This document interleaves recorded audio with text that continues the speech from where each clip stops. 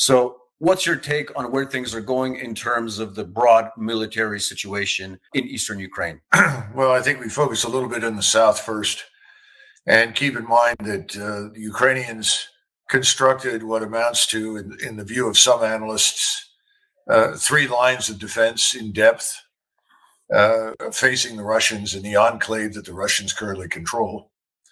That those lines of defense seem to be largely crumbling, and the Ukrainians have taken the Russian bait, launched endless counterattacks, and just about bled themselves to death trying to throw the Russians out, which of course they cannot do.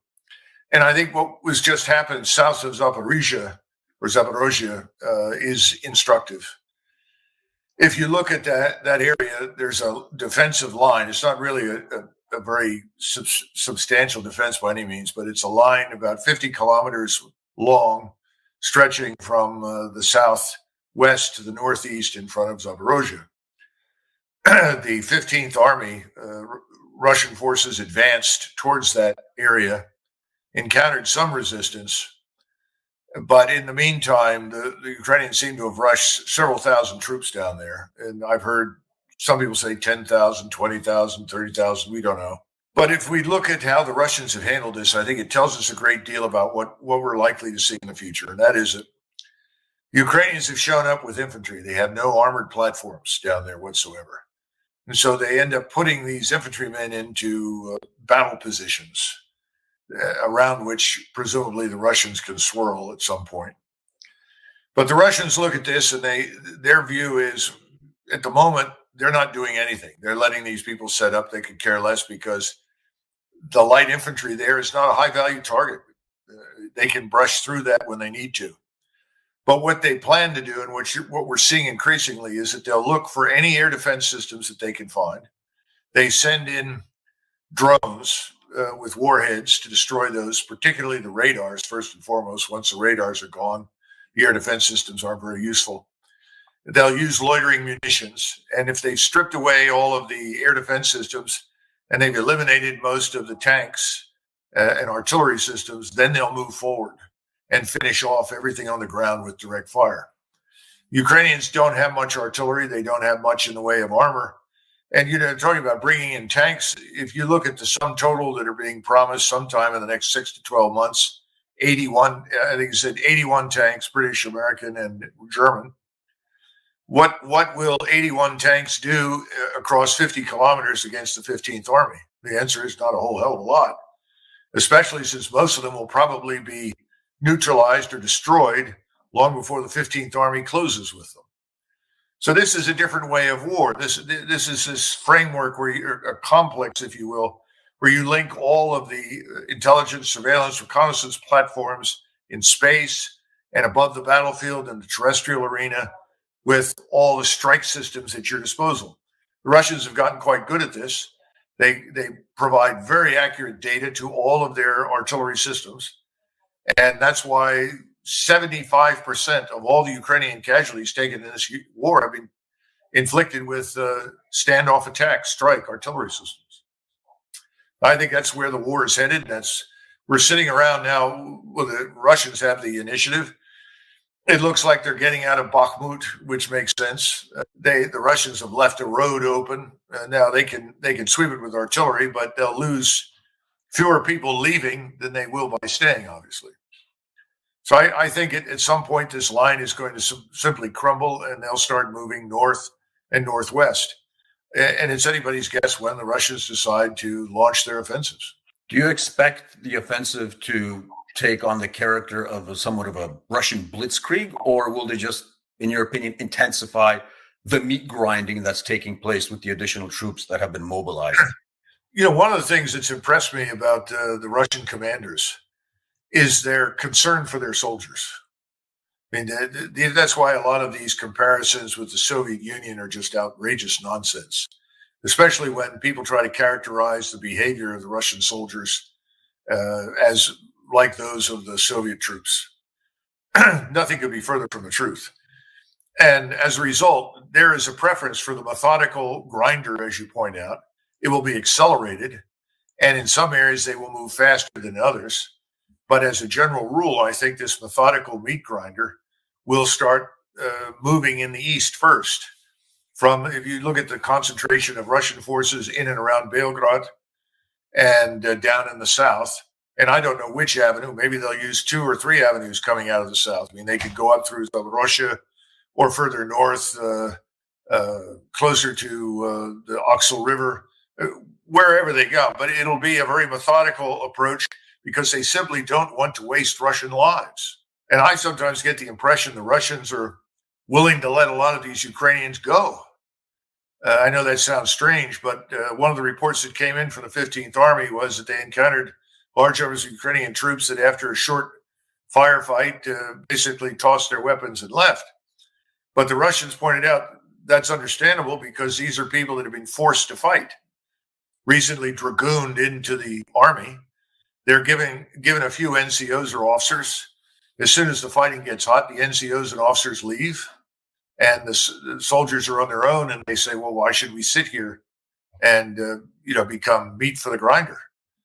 I think we're going to see more of that. And we're also seeing a very intensified campaign behind the lines by the SBU, from Kherson all the way to Kiev and all the way out to Transcarpathia, where they're trying to round up Hungarians. You can imagine how excited the Hungarians in Western Ukraine are about fighting the Russians in Eastern Ukraine. This is a tragedy. It's a disaster. It is the worst thing that I think we've seen since the Second World War. At least in the Second World War, there were some reasons to fight. This time, this is just stupid.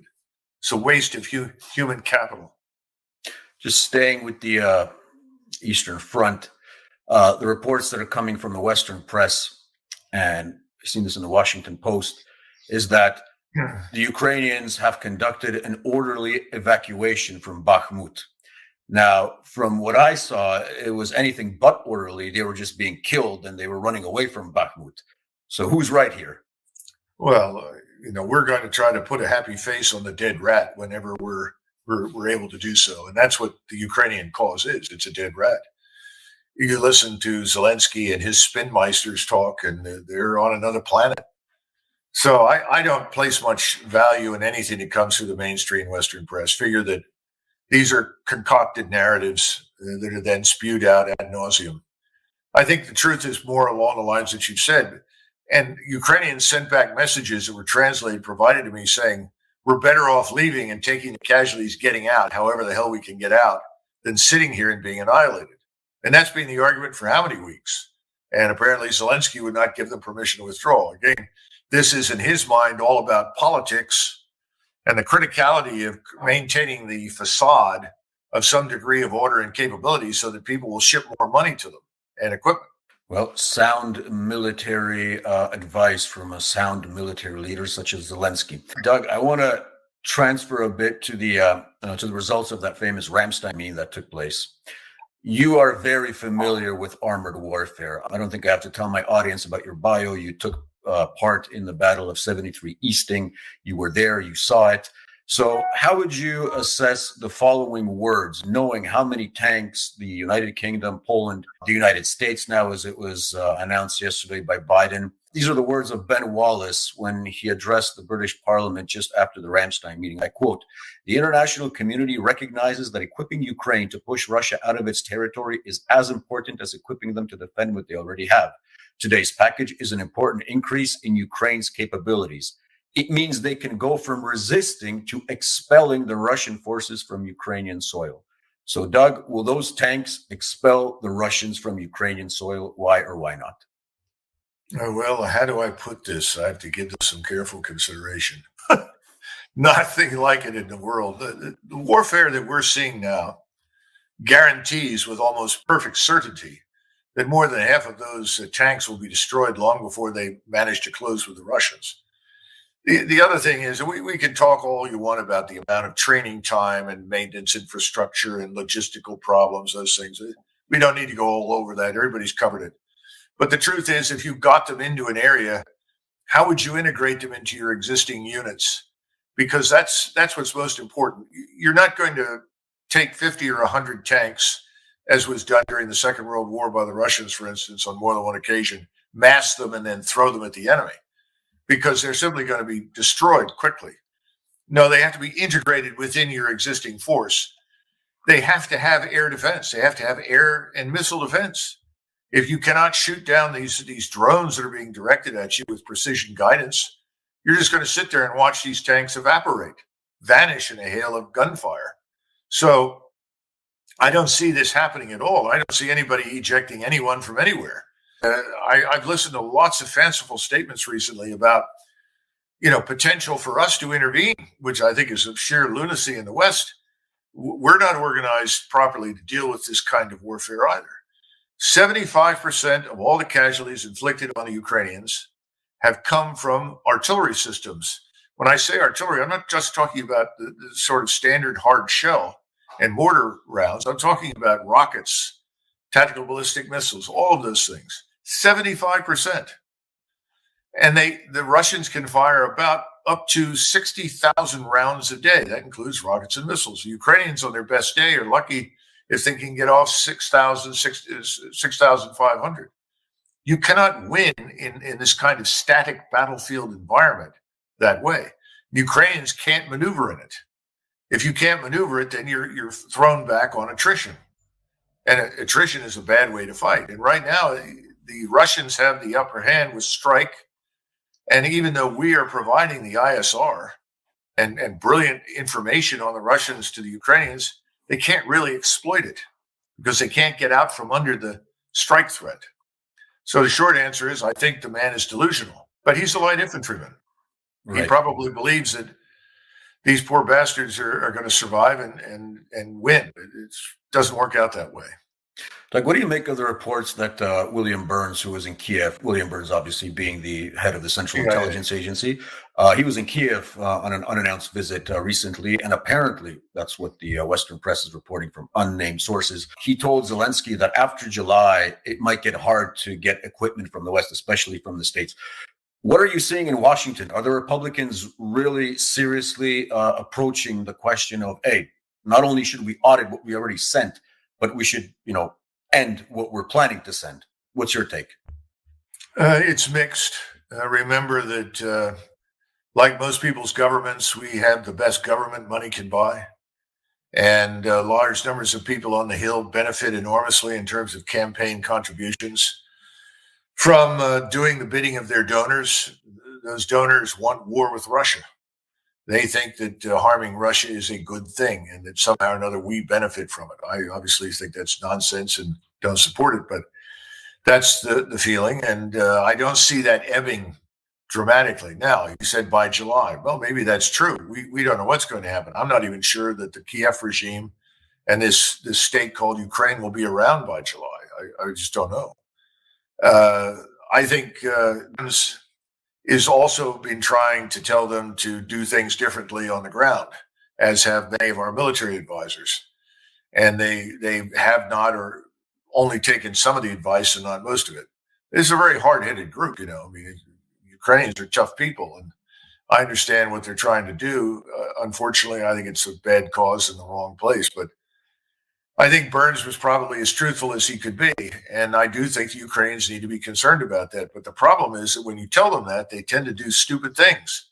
Let's sacrifice another 5,000 or 10,000 Ukrainian soldiers in order to show people that we're alive, kicking and well, and can win. That's not really the answer. They should be building reserves right now and falling back, frankly, to more defensible terrain. But if you're going to maintain the fiction that within a year they're going to launch offensives to regain control of Crimea, which, I think is absurd to even suggest such a thing, but that's being floated, and people in Washington still believe that's possible, then I guess you do what you do.